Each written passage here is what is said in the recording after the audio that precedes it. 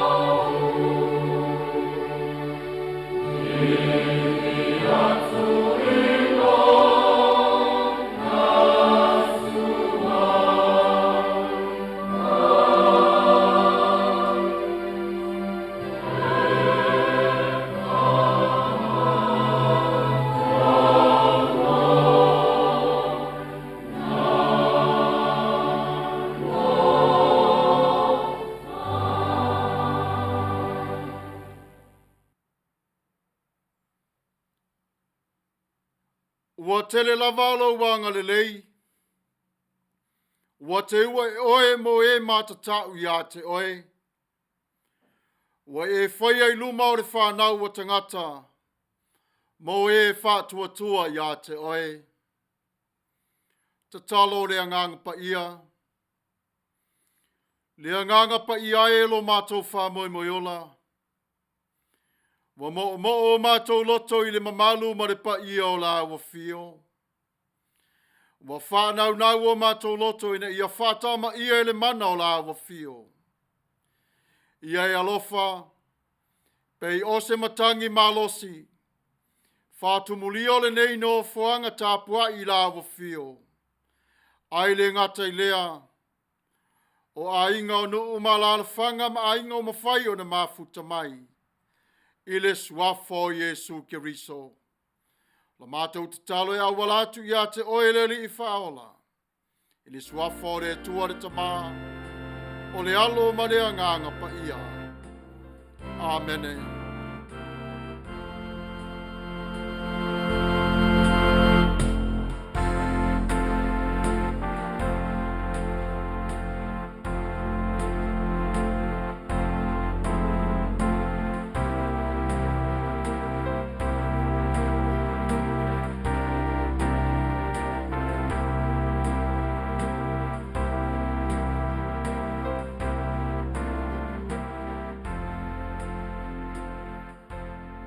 Tatou vivi atu i le atua i le pese ua Saunia.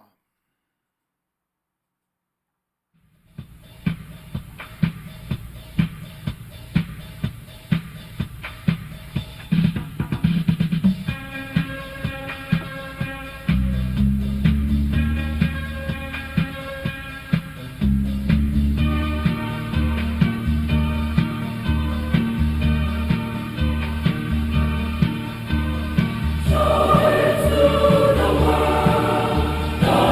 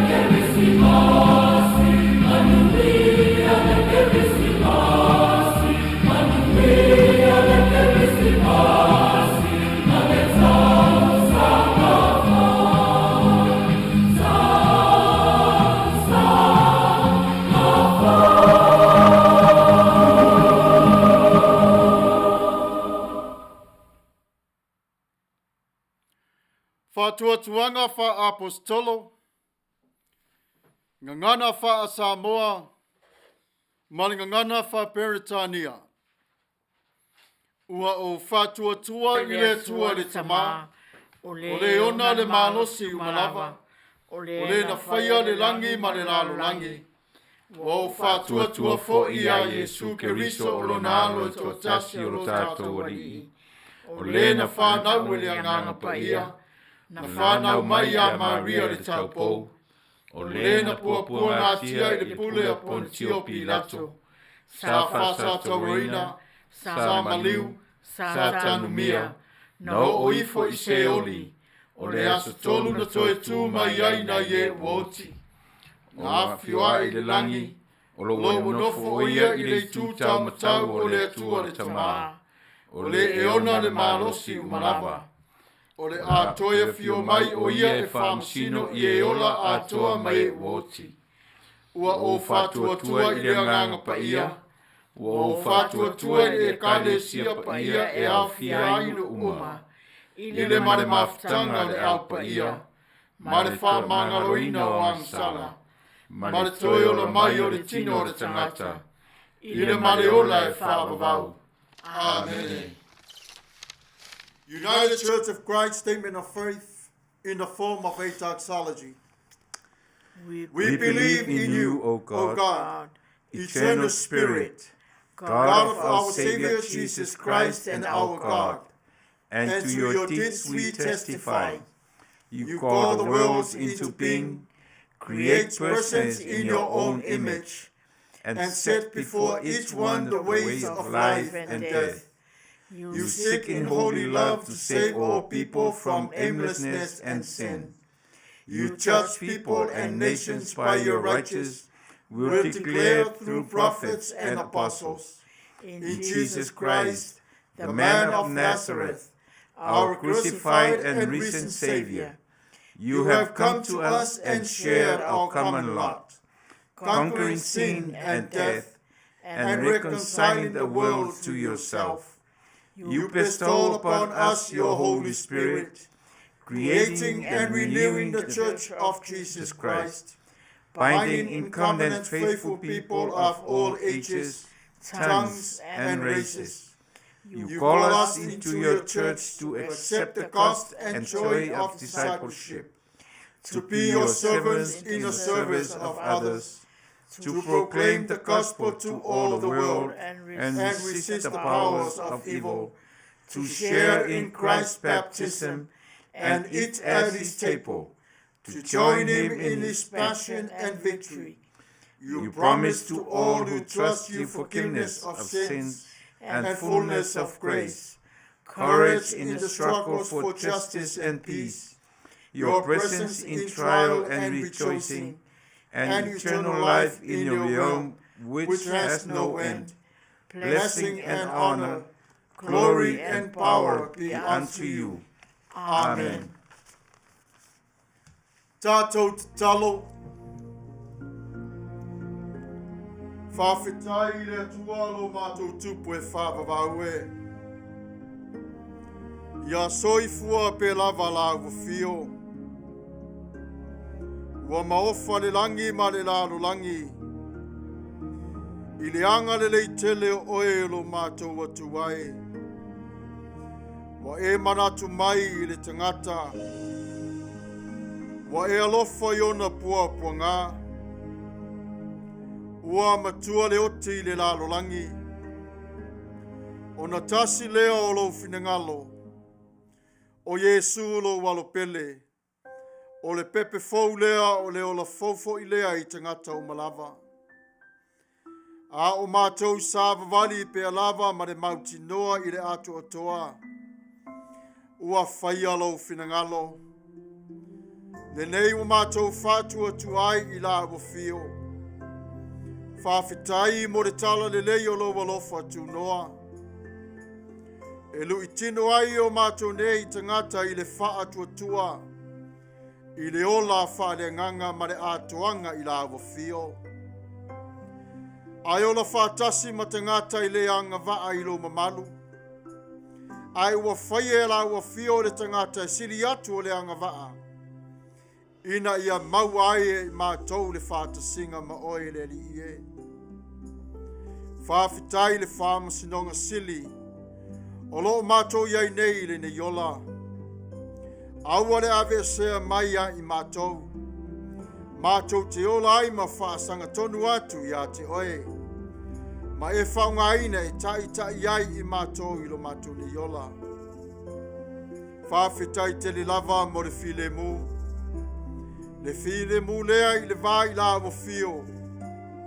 Wa mawai se fisota inga taua. Se ava noa sa le au maua. Ao le nei o tasi ono o Yesu. Lau file mu lea o mātou langona ai le ma e o la o fio. E moni lava u polo inga. O le mativa na te maua le oa ma le te mau a inga ma ia Yesu Keriso. O le ola lea e whawawau. Ma le pale o le file mu. O Manuia Maia la o fio le ne asu tele mo I mātou. E si taulanga tuai I la o fio. Whawhetai mo Yesu le la veai. Ma le alii o le file mu. Le mafutanga mafana ma le anganga paia o la o fio lea. Le nei wa mātou wola mai loa ai oe o le atua lava oe whawawau. O le vavau se o tu lava I le whawawau. O mea ia alo mātou tamā. Wa vea lea ma whamanatu mai I le soifuanga o le tangata. O wā wa whaia e la wa fia o mea e au ngā. Ma tā pena I ai o le tangata wha tua. Whawhitai le tō whinga mapulenga. Wa e totofi ai lau whanau. Ina ia atoa le atangio Yesu i le ola pua oa o le larolangi nei. Ma ia mau ai o le ola tanga e whaavavau lava. E te foa i mai o mea ai e te tau maaso e te tau ai. Ina ia mātou ai ma wheinu le sua malia o lau upu. Ma mau ai le ola whaa le anganga. Iavi ia lava oelo mātou atu ai. Whawhitai ilo walofa ma lo wanga le lei. Whawhitai au ngā ruenga mamana mo Samoa tutuila mamanua. Ai le ngata i lea o le lalo langi atoa ma so se atu nu lava. E peo na sila fia e la ufio. Whawhitai mo Yesu. Ilona whanau mai petele e malo mātou tamā paia. Ma le nganga paia lo mātou fisoso an sili. Iavi ia lava oe whaavavau lava. Mātou te wala au whato ese i la wafio. Ia mangalo i mātou i le ala o le whatu tua. E iai taimi mātou te le mautonu ai. Ona o le lava tā pena i le Mafuta e te talo ma le tā penanga i la wafio. E pei ona whetalai o Yesu. Ia ole atu o tangata tai tō tasi ma fōa i mai e la wafio e te tau ai.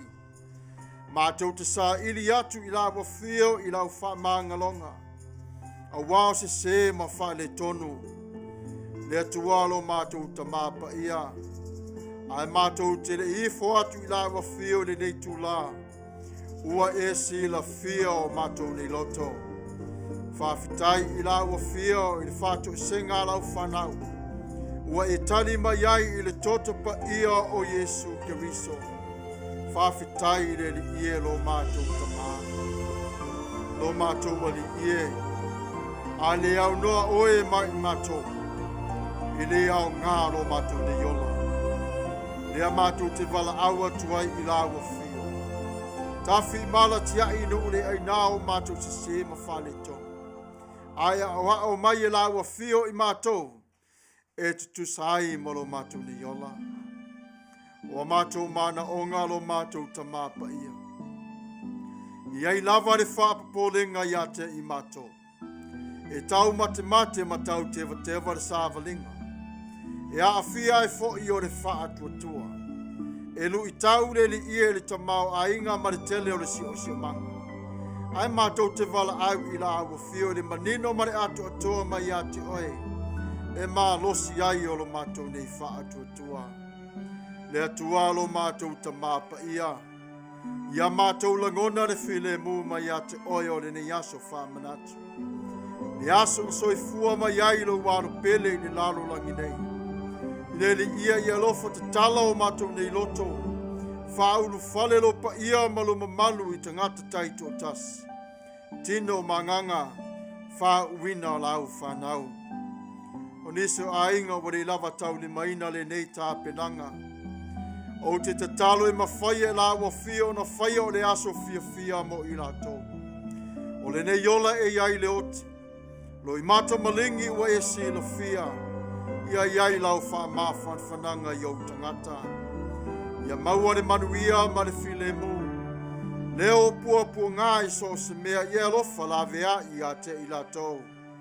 Wha mole i alofa. Alofa ngia le wha mai o onga lo pipesi le nei atu nuu. Atua i fo i ma le laro langi lo mātou tamā. Ia ia te i mātou le whātua tua i la wafio mausta ia pia lava. Ina ia mātou whaia o whātonunga le le ie. E pui ai lo mātou nei tino. A o whawhe ngai i mātou manei whaingta. Le atua lo mātou ta māpa ia. Wha manuia Samoa malana whainga malo. Wha manuia i nuu tai tasi. Wha manuia i so se kālesia.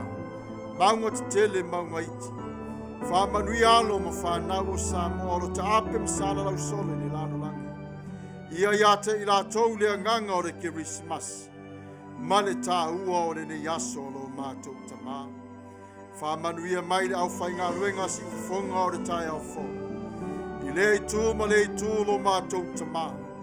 Ai mātou te vala au i la ua fio ma le nganga ma le whātutua. Ua e si la fia o mātou nei wha moe moe. Au mai e la ua fio le tali lo mātou tamā Paia i whale mai. To ese, fia lava o no fuanga o le polonga lo mātou tamā. Ia iai o la ua fio. Mātou te tatalo le li ia i mātua. O lo tangi i ala tausuaina o lātou whanawiti. Wa ngāo ia i tangata leanga ma FAITAU i sos tangata mātuno. Lea li ia e tā ofi i le sole nei leanga. Ai whaafo i o loa tā ua ia te i lātou. E peion e wha Manuia i lātou a inga. Lea tualo mātou ta māpa ia. Wa e sila fio mātou nei loto taitu tas. Alofa lau o fio. Faia i lo finangala. Au mai e lau o fio re tali lo mātou ta mā ia te i mātou.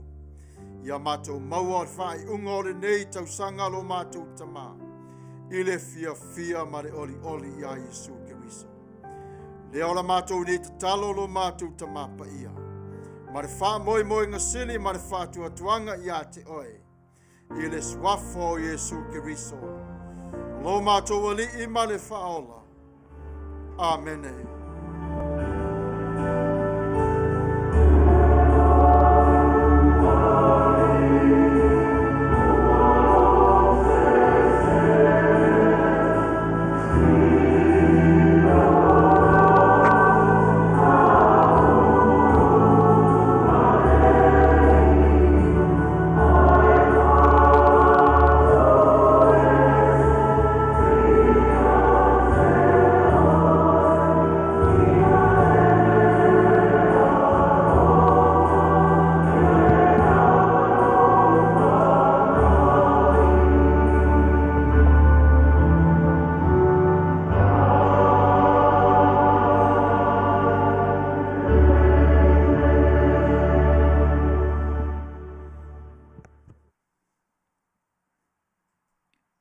Tatou vivi atu i le atua i le pese o Sauniga.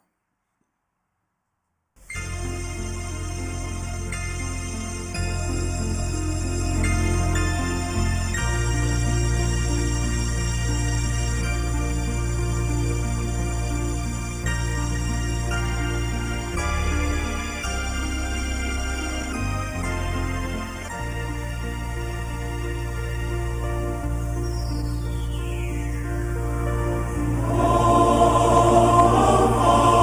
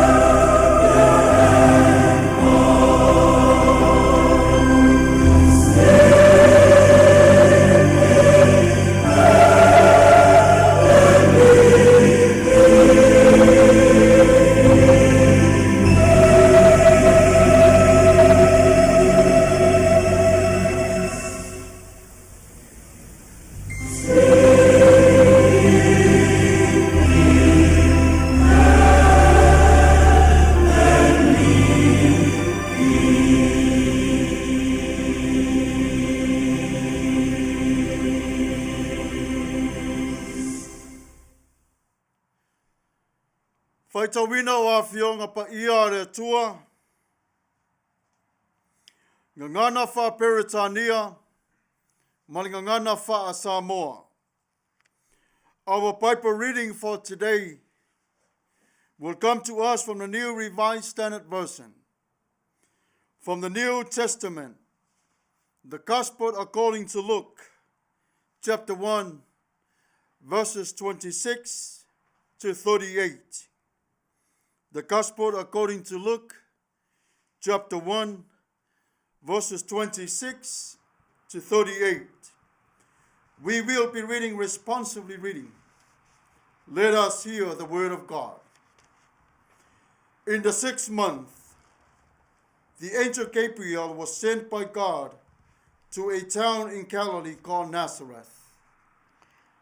To a virgin engaged to a man whose name was Joseph, was the house of David.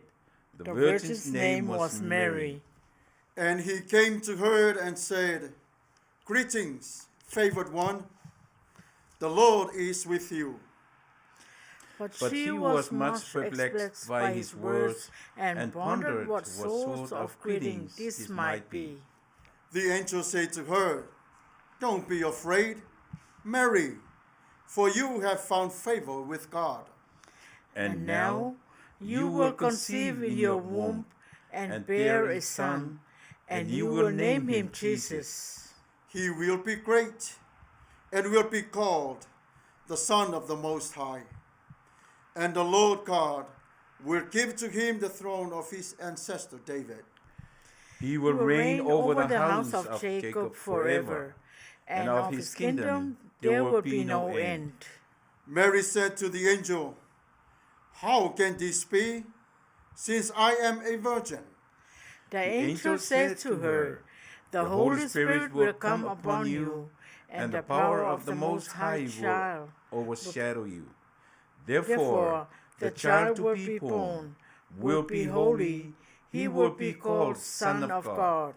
And now, your relative Elizabeth, in her old age, has also conceived a son. And this is the 6th month for her, who was said to be barren. For nothing will be impossible with God." And verse 38. Then Mary said, "Here am I, the servant of the Lord. Let it be with me according to your word." Then the angel departed from her. Faitauina a fionga Paia re Atua ringa ngana wha Samoa. Mai le TUSI o le whenga inga fou. Evangalia Luka re Mataupu mua mua. Tatou te faitauina o le whaiupu luas fumareono. Whangata mai le tolu sa furu marevalu. Mai le whenga inga fou. Evangalia Luka re Mataupu mua mua. Tatou te faitau whilafu iai. Le whaiupu luas fumareono e whangata mai le tolu sa furu marevalu. O le ono masina. Wa wina mai ai e le atua o le angelo o Kapirielu. I le ai o Galilea o Nasareta le ingoa. I le taupou o le ainga o Tavita, ua whauwhautane i tangata ingoa ia Iosefa, o Maria fo i le ingoa le taupou. Ua ulu whare mai le angelo i a te ia.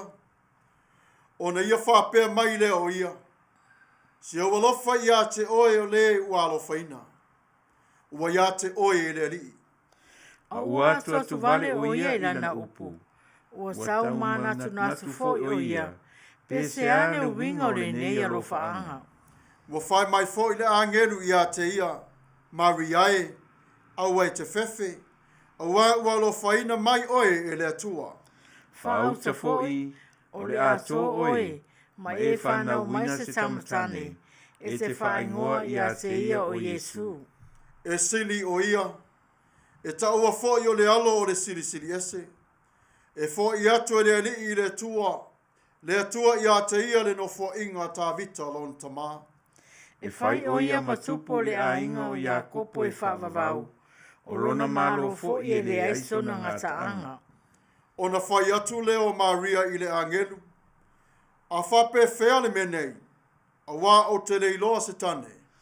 O tali mai le angelu ia seia. E a fia ifo le Paia I lunga ia se oe. E wha malu ifo ia se oe le mana o sisi ese. O le mea lea ta wai ta mapa ia e whanau mai. O le alo le atua. Whauta fo. O lo ainga o Elisabeta. Ua tō o ia ina ua lo matua. O le tamatane fo I lan tama. O leo ngā masina le nei I le ua tā ua e pā. A wai le ai lava se mea e tasi e le mawhaia e le atua. Mare whai uputols fu mare valu. O whai atu Maria, whauta, o au nei o le au ona le alii. Ia whaia ia te au e tusa manau whetalainga. O nāru e se ai lea o le angelu ia te ia. Manuia mai o le atua I le FAITAU wina o ana fionga Paia. Mai atu mau pe lava o lona vi inga e whaavavau. Whaavavau lava. Amene.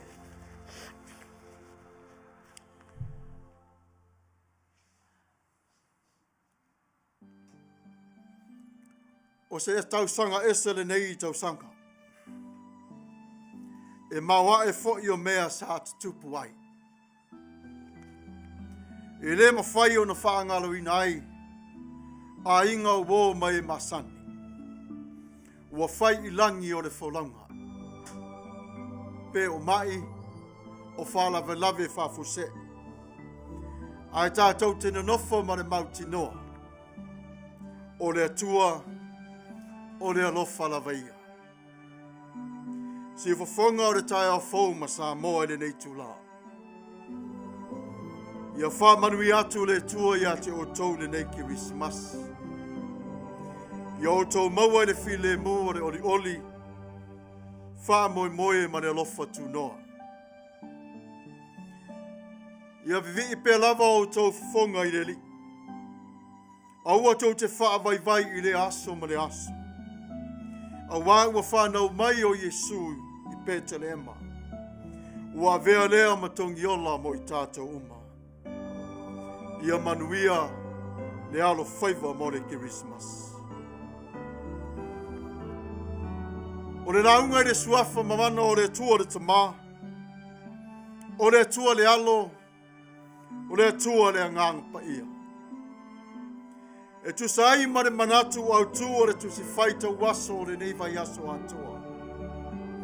Kerisimasi ma Luka. Tatou te vava ai le whaamatalaina Tapua'i e Luka. O Yesu malona whanau mai. Ma le whaatuatuanga mai I le atua I le tina o whaatuatuaina. Nā te tau ave o le pepe o le whaoratanga. E leo tā ua mai fo'i a te tātou le mafuanga. Pe ai se a ua whiri ai e le atua Maria. E pei foi o Luka na te leo tā ua ina mai a te I tātou. Ai tasi lava le mea tātou te iloa. O le atua na te sā ili lava I le tangata. Wanga tonu maanga wā. I lana sila whanga. Ai o le matua o le launga le ni aso whapea. Taumasuasua le wha tuatua. Le TUSI sao tātou o na FAITAUina. O na whiriwhilia I le o le whai upe lua sa fulumariwa e tō manatu iai o le wha moenga. O le launga o le ni aso. A ua atu vale o ia I lana upu. O tau manatu foi o ia. Pese a le winga o le nei alofanga. O manatu ia malangona na o umalava I le ia Maria le taupo. O le whai upu mua o lo o tauna Maia te I tātou. Ua ono masina le matu o Ioane I le manava o Elisabeta. O lo ta ua e foi o le angelu o le tua na aruatu ia Maria o kapiri edu lona inua. O le angelu e ta ua mawhao ngā ina I le tua e au mai ai o le whiau o le tua I le tangata. Ua tūsia foi e Luka e whapea o Maria o le taupou mai I le ai o Galileia I le nu o Nazareta. A ore nei lava taimi o loo fau tane. O loo wha mau e wha ipo i se tamaloa e lepo nai le ainga o tawita. O Iosefa, lo nei ngoa. Ma o lea ua sauwaile nei angelu, ma fola atu o le tala, o le a suia ai o lona o langa. I se o langa ma tautia ma le lele. O le a maua ai o sana pepe, e le maua mai i sana tane. Ua whaalongo Maria i upo le angelu, ma ua atu vale ai o lona lotu. Ua tu fesili fo i a te ia, po le ale winga o le nei. Na fesili pe lava le loto o Maria, pe se ale winga o le nei alo whaanga wa i a te ia. Le taimi lava lea o whaatoa file mu pe lava e le angelu, ia Maria. Maria e, aua e te fefe, a wā ua alo whaina oe e le atua. Ona whamatala atu lea le angelu, o le au o le tala le lei.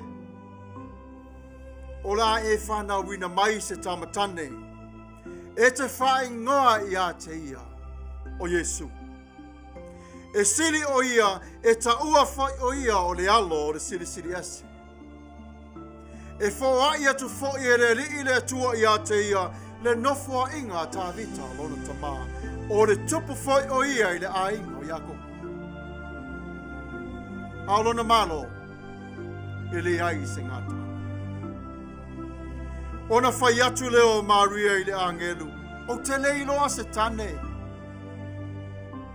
Sa manatu Maria e ui mai le alo o le sili ese, i se tane Maia. Ona tali atu leo le angelu i a te ia. Maria e a fio ifo le nganga Paia i o lunga. Ma wha malu fo i a te oe. O lona mana na te whatau nuina. O le ala lea e wha ingoa i a te ia o le alo. O le atu. O toi upu nei a le angelu i a Maria. Maria. E pā i Elisabeta. Ai o se tala fia le nei mo oi. Ua ono masina lanto. Ona tali leo o Maria. Awa ele ai lava se me tasi ele mawhaia. Ele tua. Ona whai atu leo o Maria i le angelu. O au nei le au nā leli. Ia whaia ia te au e tusa malau a fionga. Ona tu ua lea e le angelu. Ma ua mai ala na ngāra. O le whātua tua. A o ina lu ina. E iai ona langona e atu vale, ma natu, ma le mata. A e tatau i le tangata whātua tua nei langona. Ona ele masani iai, pena mua fo iai. Ai mai se lava pe a whaia le whina ngalo o le tua. Sa le i vave i oe Maria i le ave whi awaleli. Awale ngata i lona fefe, molona le malama i le winga, ai se awa lo whangia ina ai o ia. O se whi awe winga ese o le tala le lei i le whanau mai o Yesu. Ua ui mai i le tangata, na te whanau wina le Mesia. Ua lo fia le whātua o Maria. Ua Taumasuasua lona whātua. A tātou iai fo i whiliwhilinga. Pe tala whengai pe mautinoa i lo tātou o la whātua. Tātou te whesili pe lafa. Ua whaunga ina e Maria le mea lofa te tau ma le tāua mai le tua o le whātua. E tali atuai i le atua, ma le whātuanga mai i le atua i a te ia. Ioe, o le a o tau ave i a Yesu. O lona tau aveina i lona manawa, o le wha moe ma le ori fou i tangata o le lalo langi uma. Ina ua whailoa i Maria me Elisabeta. Ona whaatupu tele ina ai lea o le whaatuatua o Maria. Fe mai ua uru fia fo i Elisabeta i le oli oli. Ona oso i leo le pepe mai te tonu o rona manawa. Ma ua whape atu Elisabeta Maria e le tina o lo wali. Ua whailo atu i le nganga pa ia o le Mesia le pepe a Maria. O le pese a Maria, o le pese mua lava leo o le Kerisimasi, o lo TUSI e Luka i te tonu o le Mataupu e lua. O le pese a Maria e whaongaina e whai ma whaavae, o pese ma vi inga i le tua i aso whaapene. E pei fo i le tina o Samuelu hana, sa pese atu fo i le tua, na vi i atu Maria i le tua i pese, o mea o le a whaia i le tua i li lalo langi nei. Whai mai o le atua e matautia. Mo whamatala ina ai le maa losi o le atua i e pua ngatia. O e saua ina. Ma e wa inusia. O le leo le nā o le wha moi moi. Sa whaia le tusi ngā ingoa po le restala. I te tonu o le malo Roma. Sa awai o sefa ma Maria. Ma Yesu i te tonu o le manawa o Maria. Ai sa le whaatasi atu e whapea lato te Tapua'i i whainga o le malo. Au le usta i o le tatongi o le la whaunga pei o na masani ai. Israelu ma Roma. Ma eu le matautia o le whanau mai o Yesu i Betelem. Whe mai ua fefe leo ma moe. Ai ua li ua lo lato fefe i le oli ma le fia. Ona lātou whaalango le o wholafori na mai e le angelu i a te i lātou ua whanau mai le Mesia. Na mua tau whituli leo mā moe wa aile pepe. Ona lātou whaasala lau atu leo le upu o Yesu o lo Mesia, o lo whaola, ua whanau mai le a ai o tāvita. O le mea sili na tupu le tala whaasolo pito o le nei lalolangi. Ua whanau mai le Mesia mo oe ma. Sa whātari tangata i utaia i Tausaga i tele, po o a whea o le a whanau mai ai le Mesia. A le ua whanau. A e sa lātou le tali eina alo na whanau mai. A oe si whawhanga o le tai au fo. Ua e talia le whanau mai o Yesu Kerisimasi. E ui lava ina wha le tau aina. E ta ngato Israelu Yesu i le malosi. Ai wa fio mai ia i le tala o le tala le lei. Ina ia tu inatu iai o lo ta ua lofa ato toa. Ta lia o lo na fia mai. Ma tepa tau la iai i le wha tua le ola wha vai wha tasi. Ma le atua le tama. E sau waso alu waso. Ai tu mau pe lava le alofa muti vale o keriso i ate oe. Na fio mai ai i le ala maulalo. Po o ai lava le tangata i mamao e se mai maia. E alofa pe lava i ai le pepe faule nei. Na valo ia fo i e Simeona. O le ai se a fianga tele e whaafea ngai o Yesu ma Israelu. Whamai le mori maua Isaia. O nisi o le apa u ono o Yesu. Whamai malaki. Ai o isi o le atoi tutu mai i le ola. Se taimi o le pongi sa tele o le lalolangi ua whiri ai e le tua o se malama fau. O ai le malama. O Yesu Keriso. O ia o le a whaile ma malama i ola o tangata. Wale na o Israelu a o le lalolangi atoa.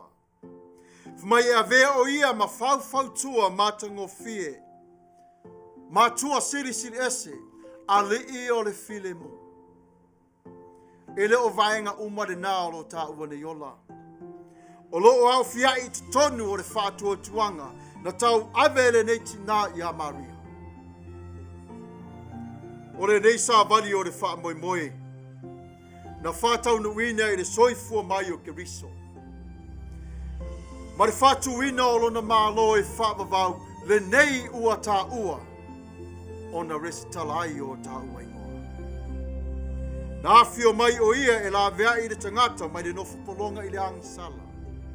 Ina avea i tātou ma tangata e toa tasi i a te ia i le ona e whaavavau. O le aso ma le maramalam. Ai si la fia pe lava i le tu. O lo wola tupu Tapua'i. Leaps of faith. In other words, we might look at it in our own spirit. As we interpret this word of leap of faith, as we look at the mother of Jesus, the virgin birth,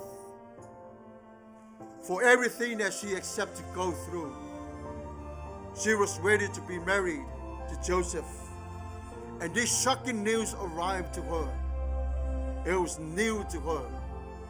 Never in her mind come across that God would choose her for such time like this.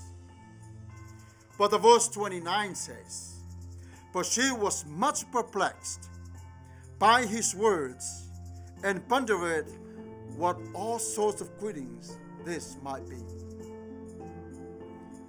God chooses wherever God chooses, irrespective of age, gender, or location, or wherever you might be today. Gabriel undertakes another visit to a young woman's name is Mary. This time the news is not just for the improbable, it seems impossible. A virgin has been chosen to bear a child, the Messiah, the Son of God. Unlike Zechariah, Mary, with the benefits of youth and inexperience, doesn't understand what is all this coming to her way. But one thing she was informed by the Holy Spirit will enable her to be the one that will fulfill the missions of God in this world. She was informed by the power of the Holy Spirit will enable her to be the one that she can possibly carry the Son of the Most High God. This soon-to-be teenage mom accepts with appealing freshness and lack of mocking from all the way around. But she continued to stay in faithful because God can work the miracles no others can do. She pours out her faith. She believes in God. The God of faithfulness arrived at her very special time. There she poured out her faith and received the calling in her life to bear the Son of God. Humility and obedience focus her response of her leap of faith. Here am I. Let it be with according to the word. We don't know it all, but God himself understands who we are. But her willingness to embrace God's astonishing call and receive his unmerited grace can educate and inspire us as we seek to grow in faith. Often God's call is surprising and beyond our unaided ability. It requires some growing into with the gift of the Holy Spirit to guide, empower, and equip. We can serve God in one way through Jesus Christ himself, with the obedience of our faith, knowing in our hearts that God will not leave us and God is here with us. The Spirit empowers us to continue as she did for Mary, as she also fulfills her calling with the help or supportive power from God and the Holy Spirit. So the conclusions for us today. Having been so excited that you have literally jumped for joy. Joy is here. Hope is here. Trust is here. Your whole life is complete in Christ. And this is a situation that we all must understand. We're not going to control everything that comes our way, but deeply in our hearts we know that God is with us. Emmanuel. Faith is not that easy, it requires your whole being, joy and happiness, trust and belief.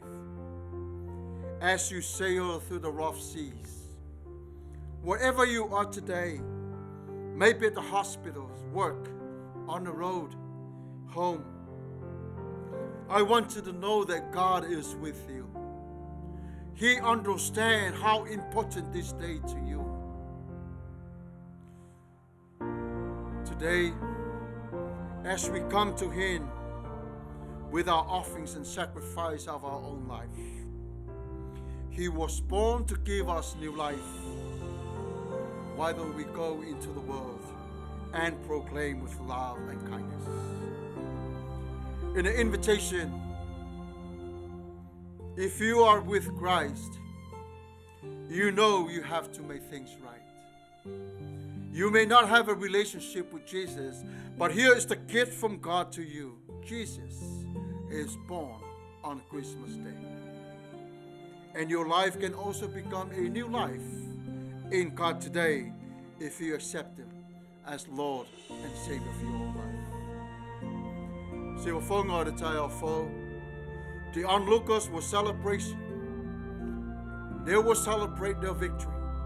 But you have your victory in Christ Jesus. You may continue on to face the reality of life. Do not pray away your pain, but pray for God to empower you with strength that comes from Him. May God be with you all. And have a Merry Christmas. In Jesus' mighty name. Rejoice. This is your day. May God Himself, the God of peace, sanctify you through and through. May your whole body, soul, and spirit be kept blameless at the coming of our Lord Jesus Christ. The one who calls you is faithful, and He will do it. In Jesus' mighty name. Amen.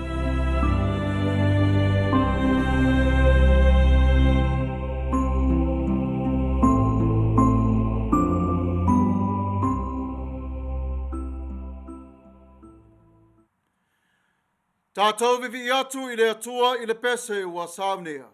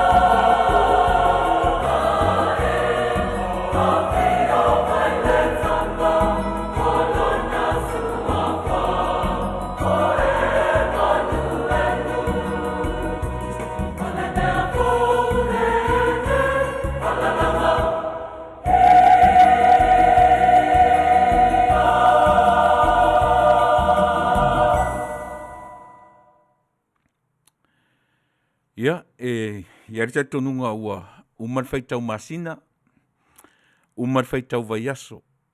O lea ua tatou le faitau aso. Umar on tatou faitau aso. Ia on tatou faitau i tū la, loa lea, manai minute, mse kone. On tatou tu vairole i le tāua, o le aso o lo whaataritari i ai le au Kerisiano i le lalolangi atoa. Whaftai atu Samoa, ia i lato uma ma i tatou Samwhai o na tatou Tapua'i whaatasi i le nei au auli, bo le nei afiafi le nei ai tū lalolangi. O te momofoi o na maturangang whaftai lau sunga i le i FAITAU, Pastor Samuelu, ia ona o le whiau tāua a le atua whia ngai ma le nei FAITAU.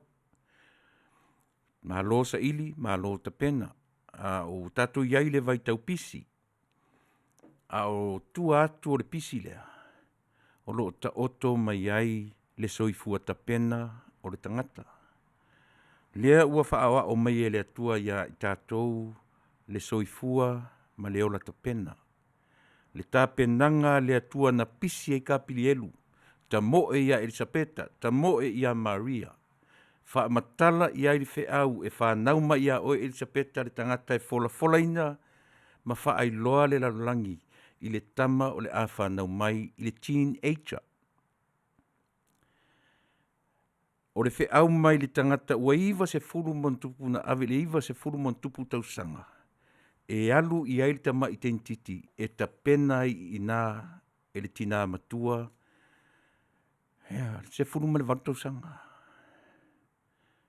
Se ia, o le tā penanga na ave e le atua Maria ia Elisabeta i le ono masina o le tamo Ioane le manawa. E ta pena e coach mai e nā ia le tama i talavou. O le tā penanga le nāu Kerisimasi mo i tātou Samoa. Ia iai se tāua o le pisi o kapirielu ta mo ia Elisabeta, ta mo ia Maria o le whiau sili le on tāua. O ta pena i le lalolangi mo i tātou. Ia tātou tā penanga Samoa mo le nei afiafi ma le nei whiau o le nei aso.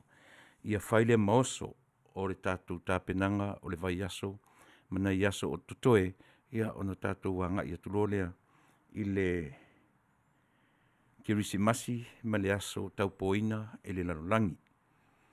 Mo le atu le whaftai tele, Samoa na lua, whainga malo tuila manua, whapea ia whainga malo tuatasi, malo tuatasi Samoa, ia e tusa o nei vaitau.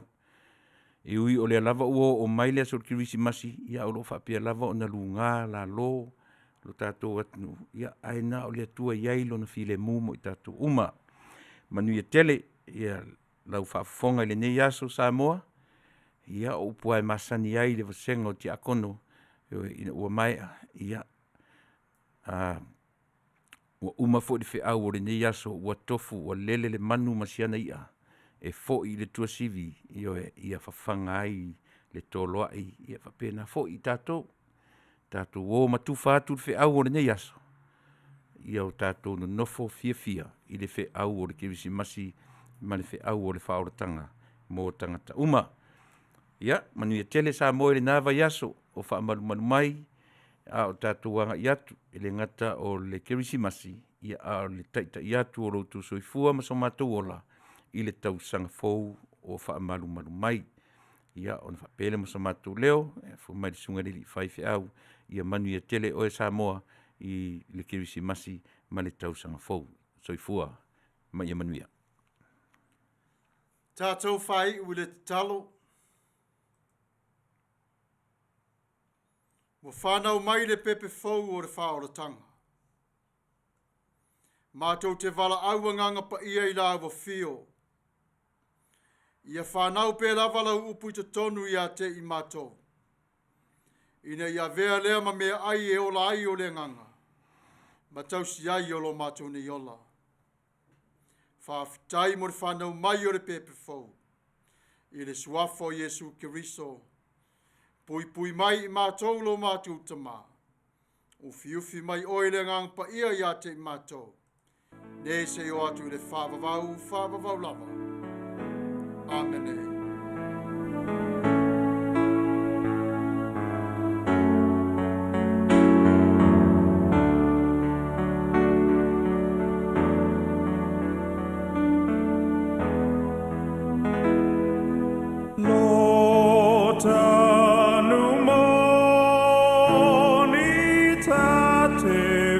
fia